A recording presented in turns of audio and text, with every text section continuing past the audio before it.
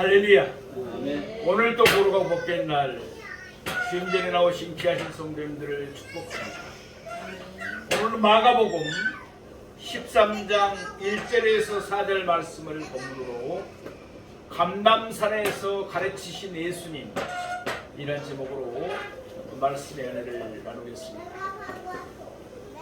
날씨가 무척 춥고 또 이렇게 기온 차이가 많이 나가지고 독감 환자가 많이 발생되고 있다고 합니다. 특별히 건강관리 잘 하시기 바랍니다. 가능하면은 3밀 지역, 그러니까 밀폐된 곳, 또 사람들이 많은 곳, 이런 곳들은 피하는 것이 이럴 때는 좋습니다. 오늘 본문을 담고 있는 마가복음 13장을 가리켜서 흔히들 감람산 강화라고 말합니다. 이는 감람산에서 예수님께서 그의 제자들에게 가르치신 말씀이 기록되어 있기 때문입니다. 오늘 본문은 감람산 강화의 서론에 해당하는 부분입니다. 감람산 강화는 제자들의 질문에 예수님께서 대답하신 내용들이 기록되어 있습니다. 복음서에는 제자들이 예수님에게 묻고 예수님이 그들에게 대답하신 경우가 많습니다. 그 가운데서 예수님의 답변이 가장 길게 나오는 부분이 바로 오늘 우리가 다음 주에 또 상고해볼 감람산 강화입니다. 감람산 강화에서 예수님은 앞으로 예수님이 다시 오실 것과, 그러니까 이제 재림에서 그 후에 이제 일어난 것을 제자들에게는 아직 모르지만 다시 오실 것과 또 그때 나타날 징조들과 또한 그 이전의 일들을 자세하게 말씀하셨습니다. 이 세상의 역사는 예수님이 말씀하신 대로 그대로 다 이루어졌고 또한 앞으로도 예수님이 말씀하신 대로 이루어질 것입니다. 이와 같은 사실을 통하여 우리가 다시 한번 분명하게 깨닫는 바가 있습니다. 예수님은 모든 것을 아시는 하나님이십니다. 아울러 하나님의 말씀인 성경은 1.1핵도 없어지지 않고 반드시 그대로 다 이루어진다는 사실입니다. 많은 사람들이 예수님의 감람산 강화를 이해하기 어려운 말씀이라고 말합니다. 왜냐하면 감람산 강화에서 예수님은 이미 지나간 것들에 대해서 말씀하신 것이 아니라 앞으로 일어날 일들에 대해서 말씀하셨기 때문입니다. 실제 역사적으로 보면 예수님의 감람산 강화를 그릇되게 해석해서 이단에 빠진 경우가 허다했습니다. 그러므로 성경 해석은 바르게 해야 합니다. 그렇다고 해서 우리가 겁먹을 필요는 전혀 없습니다. 분명히 예수님은 그의 제자들이 충분하게 이해할 수 있을 정도로 말씀하셨기 때문입니다. 예수님의 제자들은 우리가 잘 아는 대로 평범한 사람들이었습니다. 따라서 그들이 이해할 수 있는 말씀이었다면 우리도 얼마든지 쉽게 이해할 수가 있을 것입니다. 그럼 이제부터 오늘 본문의 말씀을 세 대지로 나누어서 자세히 상고해 보겠습니다. 첫째로 예수님은 성전에서 나가셨습니다. 오늘 본문 마가복음 13장 1절 말씀을 보시겠습니다. 예수께서 성전에서 나가실 때 제자 중 하나가 이르되 선생님이여 보소서 이 돌들이 어떠하며 이 건물들이 어떠하니까. 고난주간의 셋째 날 예수님은 성전에서 긴긴 하루를 보내셨습니다. 유대계의 지도자들은 여러 가지 계략을 쓰면서 예수님을 공격하며 대적하였습니다. 그러다가 그들은 그들을 따르는 백성과 함께 예수님의 심판을 받고 말았습니다. 마태복음 23장 38절에 39절 말씀을 보면 그날 예수님이 성전에서 마지막으로 하신 말씀이 나오고 있습니다. 보라, 너희 집이 항폐하여 버림받으리라. 내가 너희에게 이르노니 이제부터 너희는 찬송하리로다. 주의 이름으로 오시는 이여 할 때까지 나를 보지 못하리라 하시니라. 예수님께서 예루살렘과 그 성전을 가리켜서 너희 집이라고 부르셨습니다. 예수님은 성전을 내 집 또는 아버지의 집이라고 말씀하지 않으셨습니다. 너희 집이라고 불렀습니다. 왜냐하면 타락한 유대교는 성전을 강도의 소굴로 만들어버리고 가부의 가사를 삼키고 있었기 때문입니다. 따라서 부패한 성 예루살렘은 심판을 받아야 했습니다. 잎사귀만 있는 무화과 나무가 뿌리채 마른 것처럼 예루살렘은 항폐하여 버림바 되어야 했습니다. 아울러 예수님은 유대교의 지도자들과 함께 회개하지 않는 백성들도 다 심판하셨습니다. 나를 보지 못하리라. 예수님은 그들을 버리신 것입니다. 예수님이 영광 가운데 다시 오실 때 그들은 예수님을 심판주로 맞이할 수밖에 없습니다. 이렇듯 예수님은 타락한 유대교를 심판하신 후에 성전에서 나가셨습니다. 그리고는 두 번 다시 성전에 돌아가지 않으셨습니다. 이미 성전은 아가봇이 되어버렸습니다. 우리가 잘 아는 대로 아가봇이라는 용어가 뭡니까? 그렇죠. 하나님의 영광이 떠나버렸다는 말씀입니다. 예수님이 성전에서 나가실 때였습니다. 제자 중 하나가 성전을 가리키면서 예수님에게 말했습니다. 선생님이여 보소서, 이 돌들이 어떠하며 이 건물들이 어떠하니까? 한마디로 너무너무도 어마어마하지 않느냐, 이런 말씀입니다. 먼저 그는 성전에 사용된 돌들을 가리켰습니다. 큰 건물들을 지으려면 그에 걸맞은 큰 돌들이 필요했을 것입니다. 역사가 요세푸스의 기록에 의하면 성전에 사용된 돌들 가운데는 세로와 높이가 각각 3m가 넘으며 길이가 20m가 넘는 큰 돌도 있었다고 합니다. 실제로 지난 세기 초 고고학자들이 성전의 시야를 발굴하던 중 요세푸스의 기록에 버금가는 큰 돌을 발견했습니다. 돌 하나의 무게가 600톤 정도로 추정되는 큰 돌이었습니다. 그 큰 돌을 어떻게 시온산 꼭대기에 옮겼는지 참으로 놀라울 따름입니다. 누가복음 21장 5절 말씀과 같이 그 돌들은 또한 아름다웠습니다. 대리석을 이시해서 세상의 품질을 자랑하는 온갖 돌들이 사용되었을 것입니다. 아울러 돌 하나에 온 정성을 다하여 정교하게 다듬었을 것입니다.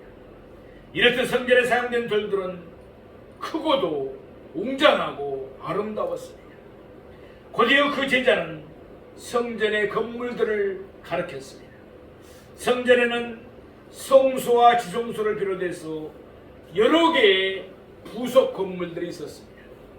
모든 건물들이 크고도 아름다운 웅장한 돌들로 지어졌습니다.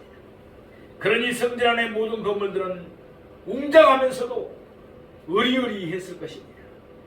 누가복음 21장 5절 말씀과 같이 성전의 건물들은 허물로 꾸며졌습니다.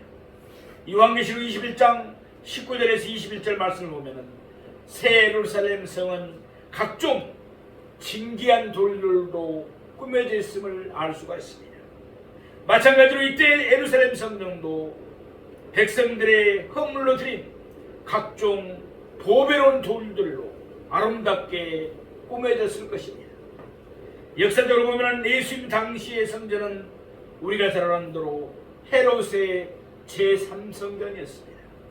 솔로몬의 제1성전과 스룹바벨의 제2성전에 의해서 이때 성전은 헤롯의 제3성전이었습니다. 이금의 사람 헤롯은 유대인들의 한심을 사기 위해서 성전을 크고 웅장하게 재건했습니다. 제3성전은 주전 19년에 재건이 시작되었습니다. 요한복음 2장 20절 말씀과 같이 제3성전은 예수님 당시에 이미 46년 동안 지어져 왔습니다. 헤롯이 죽고 난 뒤에도 성전은 계속해서 재건이 되어서 주 63년에야 비로소 완공이 되었습니다. 그러니까 제3성전을 짓는 데는 주전 19년부터 주 63년까지 도합 82년이나 걸렸다는 것입니다. 그러니 얼마나 아름답고 웅장하게 지어졌겠습니까? 금연육도 어마어마해서 예루살렘 성 전체의 6분의 1을 차지했습니다. 시골에서 올라온 제자들이 놀라운 것은 당연한 일일지도 모릅니다. 이때 제자들은 성전의 예물을 보았습니다. 그들은 성전의 웅장하고 화려한 모습을 보면서 감탄했습니다. 그러나 예수님은 성전의 중심을 보았습니다. 그렇습니다. 사람은 예물을 봅니다. 그러나 하나님은, 예수님은 지금도 우리의 마음 중심을 보는 줄로 믿습니다. 성전은 강도의 소굴이 되어서 가부의 가산을 삼키고 있었습니다. 그래서 예수님은 성전을 심판하신 것입니다. 사랑하시는 성도, 인간이 아무리 높은 바벨탑을 쌓더라도 하나님이 심판하시면 어지없이 무너지고 맙니다. 또한 헤롯 성전이 아무리 웅장하고 화려해도 예수님이 심판하시면 황폐해져 버림받고 맙니다. 찬송가 446장 3절 가사에 이런 내용이 있습니다. 주 떠나가시면 내 생명 헛되네. 그렇습니다. 그러므로 기쁘나 슬플 때 늘 계시옵소서. 찬송가 내용이 같이 우리도 그런 마음이 되어야 될 줄로 믿습니다. 우리의 마음에 늘 예수님의 성령이 가득하여 예수님으로 인해 우리의 마음이 늘 뜨겁게 되기를 원합니다. 둘째로 예수님은 성전이 파괴될 것이라고 말씀하셨습니다. 우리 마가복음 13장 2절 말씀을 보겠습니다. 예수께서 이르시되 내가 이 큰 건물들을 보느냐 돌 하나도 돌 위에 남지 않고 다 무너뜨려지리라 하시니라. 예수님은 성전을 떠나시기 전 성전이 황폐하여 버려진 바되리라고 분명하게 말씀하셨습니다. 그런데도 예수님이 성전에서 나가실 때 제자 중 하나가 예수님에게 이와 같이 물었습니다. 선생님이여 보소서, 이 돌들이 어떠하며 이 건물들이 어떠하니까? 그의 말에 다른 제자들도 동감을 표했습니다. 아마도 이때 제자들은 마음속으로 다 같은 생각을 하고 있었을 것입니다. 아니 어떻게 예수님은 이와 같이 웅장한 성전이 황폐하여 버림받으리라고 말씀하셨을까? 예수님은 제자들의 생각을 다 아셨습니다. 예수님은 모든 것을 다 아시는 하나님이시기 때문에 그렇습니다. 그래서 예수님은 그들에게 이와 같이 말씀하셨습니다. 너희는 이 큰 건물들이 황폐하여 버림바 되리라는 것을 의아스럽게 여기지 말라. 그러면서 예수님은 더더욱 놀라운 말씀을 하십니다. 성전의 큰 건물들은 돌 하나도 도리에 남지 않고 다 무너뜨려지리라. 다시 말해서 예수님은 성전의 건물들이 안전하게 파괴될 것이라고 말씀하신 것입니다. 주 66년 유대인들은 가이사에게 바치는 세금을 거부하며 로마에 반란을 일으켰습니다. 로마의 황제 가이사는 그 사실을 알고서 예루살렘을 안전하게 항폐하게 해서 그곳에 사람이 살았던 흔적조차도 남기지 말라고 명령했습니다. 주 70년 8월 29일 가이사의 명을 따라 로마의 장군 디도가 이끄는 군대가 예루살렘 성을 함락했습니다. 그때 로마의 군대는 성전 안에 있던 6,000명가량의 유대인들과 예루살렘 성 안에 거주하던 수만 명의 유대인들을 모조리 학살했습니다. 뿐만 아니라 로마의 군대는 가이사의 명령을 수행하기 위하여 70여 차례에 걸쳐서 예루살렘 성과 그 성전을 파괴하는 작업을 감행했습니다. 그 결과 예수님이 말씀하신 대로 예루살렘 성 안에 있는 모든 것이 항폐하여 버린 바 되고 말았습니다. 그때 로마의 군인들 사이에는 성전의 돌과 돌 사이에 보물이 감춰 있다는 소문이 나돌았습니다. 실제로 성전의 건물들은 각종 헌물로 꾸며졌습니다. 따라서 그들은 성전을 파괴하면서 때로는 값진 헌물들을 취득할 수도 있었을 것입니다.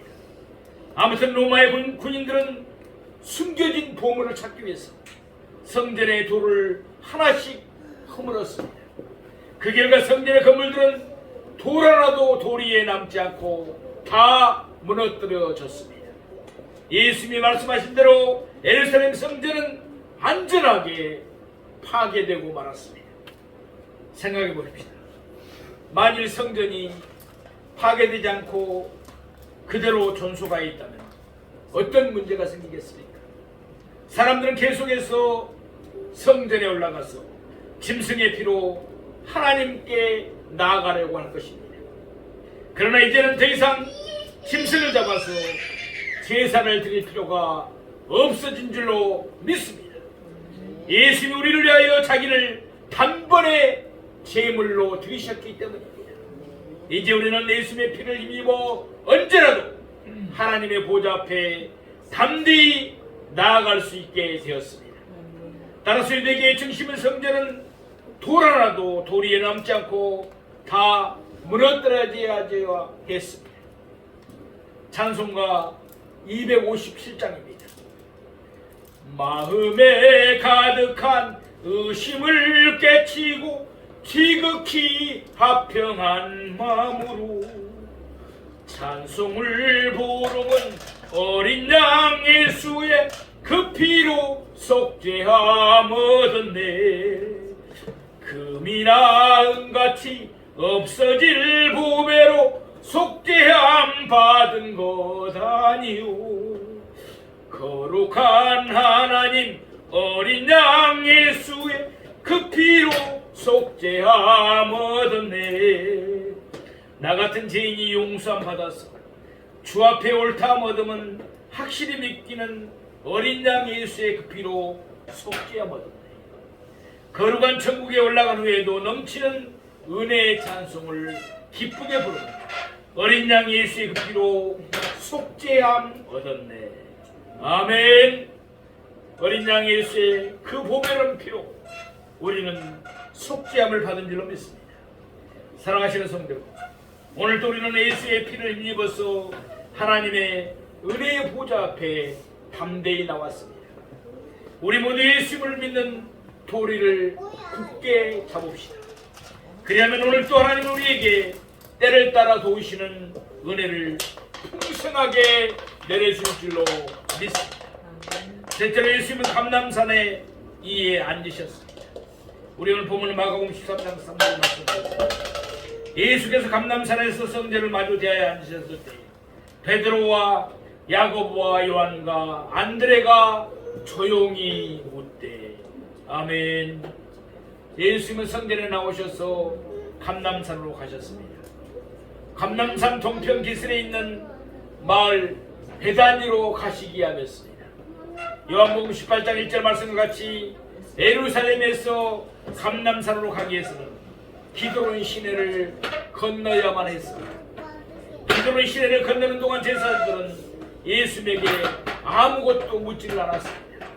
사실 예수님의 충격적인 말씀을 듣고 그들은 한동안 말문이 막혔을 것입니다. 그런 가운데 예수님은 기드론 시내를 건너시고 감람산에 이르셨습니다. 예수님은 감람산 위에 앉으셨습니다.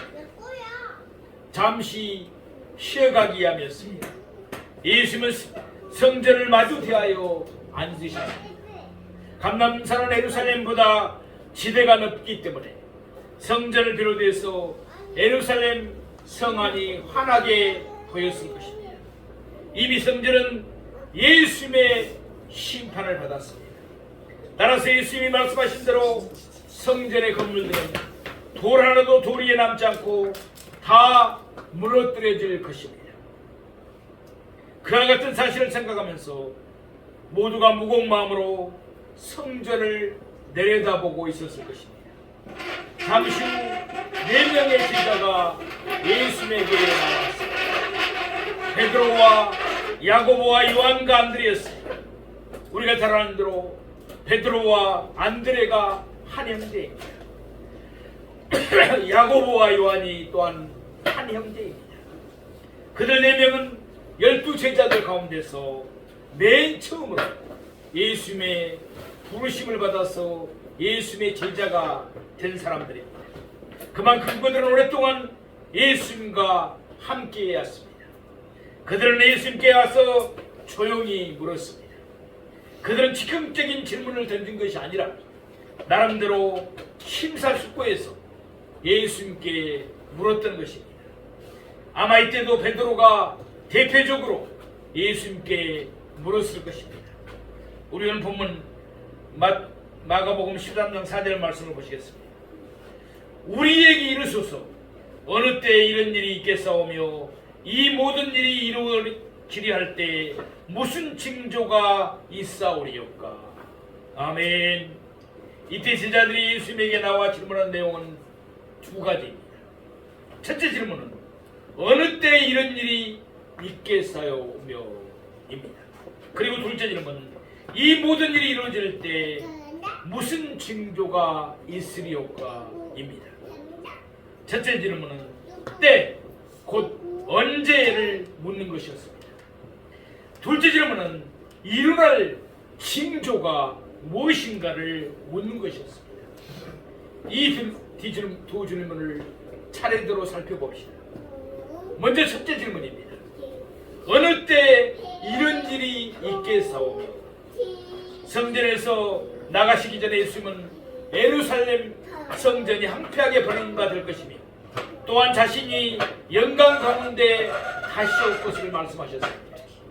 또한 예수님은 성전에서 나가시면서 성전의 건물들이 돌 하나도 돌 위에 남지 않고 다 무너뜨리지라고 말씀하셨습니다. 따라서 제자들의 질문에 나오는 이런 일들은 예루살렘이 황폐하여 버려진 바 될 것과 예수님이 영광 가운데 다시 오실 것과 아울러 성전이 안전하게 파괴될 것을 가리키는 말씀입니다. 제자들은 이 3가지 일들이 동시에 일어날 줄로 여겼습니다. 아울러 누가복음 19장 11절 말씀과 같이 그들은 하나님의 나라가 당장에 나타날 줄로 생각했던 것입니다. 그러나 그들의 기대와는 달리 예수님은 십자가에 못 박혀 죽었습니다. 그러자 엠마오 마을에 내려가던 2 제자와 같이 그들 모두는 낙심에 빠지고 말았습니다. 그러나 3일 뒤 예수님은 다시 살아나셨습니다. 그리고는 40일 동안 자신을 제자들에게 나타내 보이셨습니다. 그러자 제자들의 기대는 다시금 부풀어 올랐습니다.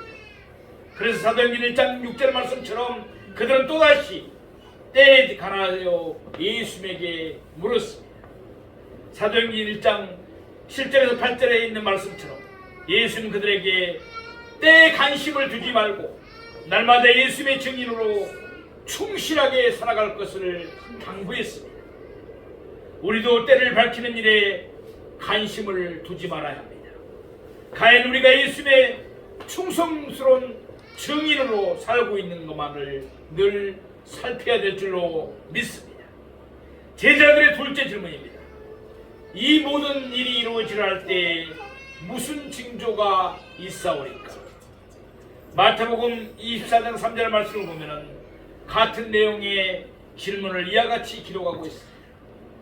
또 주의 임하심과 세상 끝에는 무슨 징조가 있사오리까? 그러니까 제자들은 곧 예수님의 영광 가운데 임하실 것이며 그와 함께 이 세상도 끝날 것이라고 여겼습니다. 그래서 그들은 예수님의 임하심과 세상 끝에는 무슨 징조가 있는지를 예수님께 여쭈었던 것입니다. 사전에 대비하겠다는 의미였습니다. 이렇듯 제자들은 예수님에게 두 가지 질문을 던졌습니다. 어느 때와 무슨 징조입니다. 이에 대해서 예수님은 역순으로 대답하셨습니다. 먼저 5절에서 31절에서 무슨 징조에 대해서 답하셨습니다. 그리고 나서 32절에서 37절에 보면 어느 때에 대해서 말씀하셨습니다. 제자들은 하나님의 나라가 당장에 임할 줄로 생각했습니다. 그와 함께 그들은 세상의 끝도 임할 줄로 알았습니다. 그러나 예수님은 감람산 강화를 통해서 성전의 파괴와 예수님의 재림 사이에는 오랜 시간이 흘러야 함을 밝히셨습니다. 예수님의 의도는 분명합니다. 조그맣게 여기지 말라는 것입니다. 다시 오실 예수님을 소망 중에 바라보면서 매일매일 믿음의 생활을 충실하게 하라는 말씀입니다. 바로 이것을 예수님은 제자들에게 바라셨던 것입니다. 물론 당연히 우리에게도 바라십니다. 사랑하시는 성도 여러분, 예수님이 말씀하신 대로 주 70년 예루살렘은 황폐하여 버림받았습니다. 성전의 건물들은 돌 하나도 도리에 남지 않고 다 무너뜨려졌습니다. 가까운 것에 대한 말씀이 이루어졌다면 먼 것에 대한 말씀도 그대로 이루어질 것입니다. 예수님은 과거와 현재와 미래를 다 아십니다. 예수님은 영원하신 하나님이시기 때문에 그렇습니다. 그러므로 예수님은 나의 주님이시며 나의 하나님이심을 믿고 고백하면서 날마다 예수님을 바라보며 예수님의 말씀에 순종하며 살아가는 우리가 되기를 원합니다. 예수님의 말씀은 이미 성경에 다 기록되었습니다. 그러므로 성경만으로 충분하며 성경만으로 족합니다. 그런데 인간들의 특징은 무엇입니까? 하나님의 말씀인 성경을 보지를 않습니다. 그러면서 마치 자기들이 하나님에게 어떤 특별한 계시를 받은 것처럼 말합니다. 모두 새빨간 거짓말들입니다. 우리의 신앙은 하나님의 말씀인 성경을 따라서는 결코 성립될 수가 없습니다. 잘못된 이단 사상에 현혹되지 말고 하나님의 말씀에 성경에 근거한 바른 신앙과 바른 교훈 위에 바르게 서서 늘 승리하는 신앙을 생활을 하는 우리 모두가 되기를 주님의 이름으로 축원드립니다.